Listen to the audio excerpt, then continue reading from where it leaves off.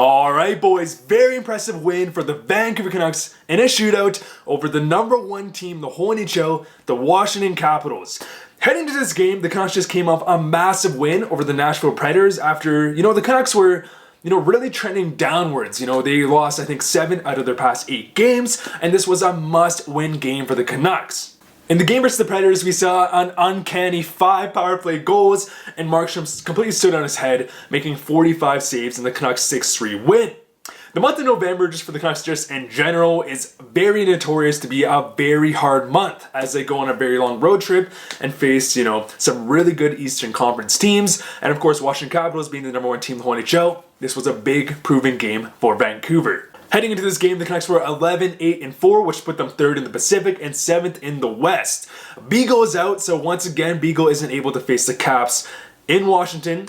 Eriksson is back in the lineup, Baertschi is out, and Grajovic and McEwen are in. And because of Markstrom's great performance in Nashville, he earns another start. The Washington Capitals, on the other hand, have been on an absolute tear. 16-4-4 this season in 24 games, which puts them #1 in the entire NHL. John Carlson is absolutely lighting it up as coming to this game, he had 36 points in 24 games as a defenseman. Just crazy numbers. And Backstrom is still not in the lineup for the Caps, which kind of balances out Vancouver's, massive hole within their center depth with Sutter and Beagle being out. Just over 2 minutes into the game, Vrana gets a great one-timer opportunity and absolutely rips a bomb on Markstrom to make the game 1-0. And the Canucks once again need to climb a hill. You know what? Even when the Canucks were winning, they just were constantly letting in the first goal, which is just not a good look. The first period was very physical. Ovechkin is just an absolute monster. He's so fast, he's so explosive, yet he can really lead the body better than anyone else in the whole league. It's a very rare prized possession. Now, imagine the Canucks didn't add grit, and physicality within the lineup this year. First of all, the Canucks would have lost this game and probably had 3 injuries. But you know what? The Canucks would just be getting beat down relentlessly by these bigger, stronger teams. However, and of course, this leads to injuries. However, the Canucks, they really stood their ground. Guys like Josh Leivo, McEwen, even Tyler Myers, they all, played that big physical role. And Tanner Pearson, which led the Canucks to be able to stay within this game physically. Even in this game, Alex Edler, who's a big boy himself, I think we're not sure exactly why, but Edler ends up leaving the game and he does not return, which is not a great look for the Vancouver Canucks, as they had to run the whole entire game with 5 defensemen. And I think this is now the 5th time this has happened, maybe 5th time, maybe even more, which is just horrible for the Canucks because it puts the Canucks coaching in this horrible position where they're constantly having to adapt and roll 5 defensemen. Jake Virtanen takes a very undisciplined cross-checking penalty on Eller. However, this penalty kill and just the whole entire penalty kill just in general, including Markstrom, was just playing lights out.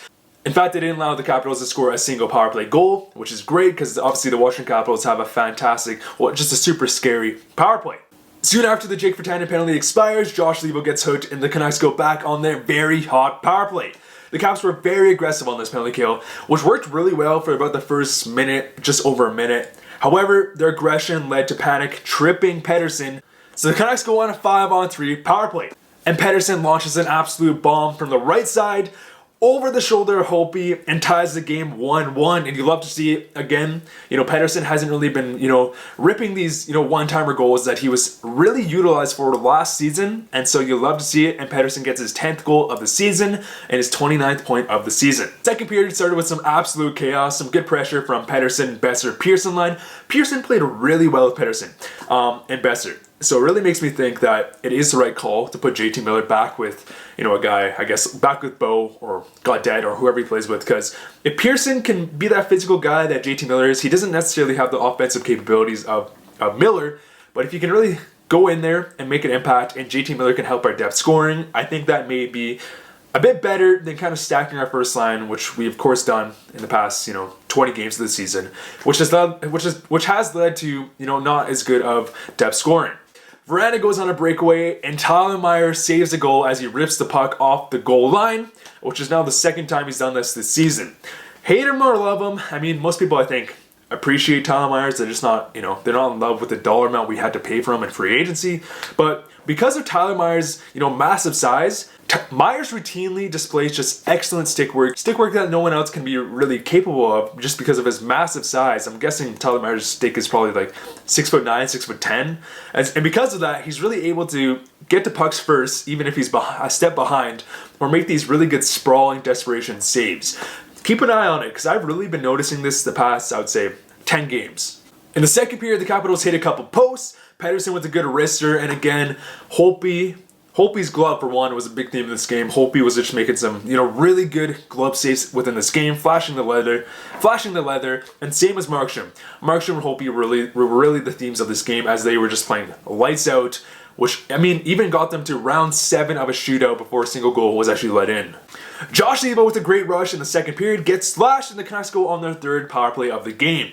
The Canucks looked much better this game on their special teams, especially compared to, again, like the past 10 games, which, it's great to see. Hopefully they maintain that momentum from the Nashville Predators game, and we see some much better passing, cycling, because this entire game, besides a couple iffy plays, the Canucks power play, the number 1 unit, was looking much better. They were getting some really good shots off, cycling the puck really well, and they weren't being as predictable as we've been seeing them, which leads to some frustration, because again, our number 1 power play unit has so much potential to just score goals every time they're on the ice. It's so perfect, but we just need to click here and keep capitalizing. Tim Schaller had a really good game. I noticed that he was actually getting routinely put out against Ovechkin, and he was actually doing a great job shutting them down, if not keeping the puck in the O-zone. So, a couple times we saw here where Tim Schaller would come in, the line would keep him in, and then the Pettersson line would roll on afterwards after the Ovechkin line kind of gets tired of chasing the puck in their own offensive zone. Radko Gudas absolutely lays out Besser with a really solid hit. And he kind of stood over Besser, as in he was like, what are you going to do about it? I don't know. I love the chippy hockey play. I hate to see it, but you love to see it because it definitely adds more energy within the Canucks lineup. So I guess go for it. As I really noticed after this play happened, Besser was way more fired up. And so, keep doing that, I guess. In the dying seconds of the third, Tyler Myers takes a bad penalty, resulting in the Capitals starting the third period on a power play. However, some good bounces and some great saves by Markstrom, they keep the puck out of the net. And we even see Jordy Bam with a great sprawling 2-on-1 save on Ovechkin and I think Oshie, which you love to see. Markstrom's positioning within this game was just, again, fantastic. I really noticed it. It wasn't even as if he was making these fantastic glove saves, kind of like how we saw Holtby doing. His positioning was just on key, and the Capitals couldn't do anything, even in the shootout. Markstrom's positioning, he didn't give in, and he looked like a rock in net. And after a very, very long board battle, we actually see Tyler Myers feed Bo Horvat with a great backdoor pass, but Bo Horvat can't capitalize on an empty net, and he roofs it. Vancouver in the last 5 minutes of the third period, they were just playing great. They were playing some desperate hockey, and we saw some just great, relentless pressure from all 4 lines, and you'll love to see it, especially against such a good team in the Washington Capitals. Regulation play ends, and the Canucks get a well-deserved at least 1 point, and we head into 3-on-3 overtime, the most exciting addition to modern-day NHL hockey. And you'll love to see it, Quinn Hughes, Pettersson, and Besser start 3-on-3 overtime, and they do a great job. You know what? They go down. I think Pettersson actually stripped the puck from John Carlson. You'll love to see that in their offensive zone. They have some good pressure, but they're unable to capitalize. However, they do draw a penalty, resulting in a very good 4-on-3 power play or overtime power play opportunity. However, they're unable to capitalize. We see the Caps go on some really good scoring opportunities. JT Miller turns on his jets, catches TJ Oshie going on a breakaway, and he keeps the game 1-1, and we go into a shootout. This 3-on-3 was just so intense. TJ Oshie gets absolutely robbed by Markstrom. Pettersson gets shut down by Holtby. Eller's goal was thought to be goal, however, it just hit the crossbar and went out. And so into 7 rounds, we don't see a single goal scored on either goaltender. Both Holtby and Markstrom just played lights out this game. And in the 7th round, some foreshadowing here. Bo Horvat with the game winner going low blocker on Holtby. Now, Bo Horvat, keep in mind, right before the game ended, missed an empty net opportunity. So it only makes sense that Bo Horvat within the 7th round scores the game-winning goal.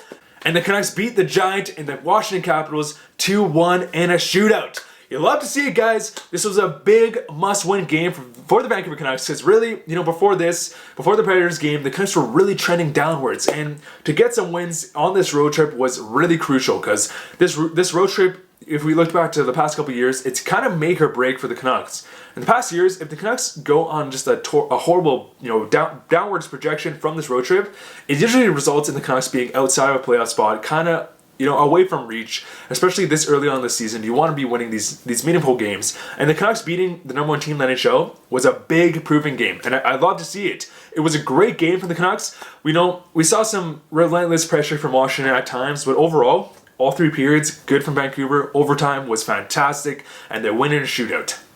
Anyways, guys, what do you guys think about the game? I'm very happy with this. Hopefully the Canucks continue this great momentum. Let me know what you guys think. See you guys later.